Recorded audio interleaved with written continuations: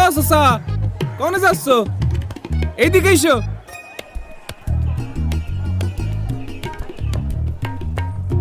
এইটা দেখে এম্বা করছো? না মানে দেখতে জানি কেমন লাগতেছে।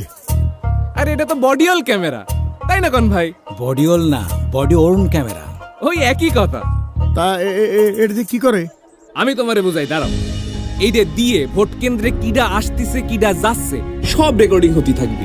আবার ধরো ইলেকশনের দিন কেউ ঝামেলা করতে চাইলো, সাথে সাথে বডি অন ক্যামেরার এসওএস বাটনটা সব দিলি, তখনই কন্ট্রোল রুমের যে মনিটর আছে সেখানে এই ক্যামেরার ছবি সবার সামনে ভাইসে উঠবি। কন্ট্রোল রুমেতে পুলিশের কাছে জিজ্ঞেস বুঝে সমস্যাটা কি, পুলিশে আর একটা বাটন চাইবে যখনই কইব সাথে সাথে ডাইরেক্ট অ্যাকশন।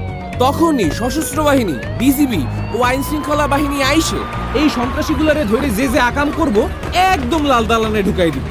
বুঝিছো ব্যাপারটা? মানে আগের মতো কেউ আকাম করে পার পাবি না? চাচা, আগের দিন কি আর আছে? আমি ডামিয়ার লাইলাতুল ইলেকশনের দিন শেষ। চলো ভোটটা দিয়ে আসি। চলো চলো। আপনার নিরাপদ ভোট প্রদানে আপনার পাশে সার্বক্ষণিক নিরাপত্তায় আছে সশস্ত্র বাহিনী, বিজিবি ও আইন শৃঙ্খলা বাহিনী।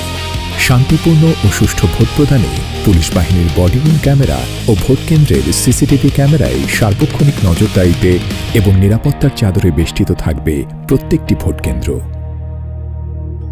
সংসদ নির্বাচন আর গণভোট দুইটার ব্যালট পেপার কি একলগে দিতেছেন? জি, এই যে।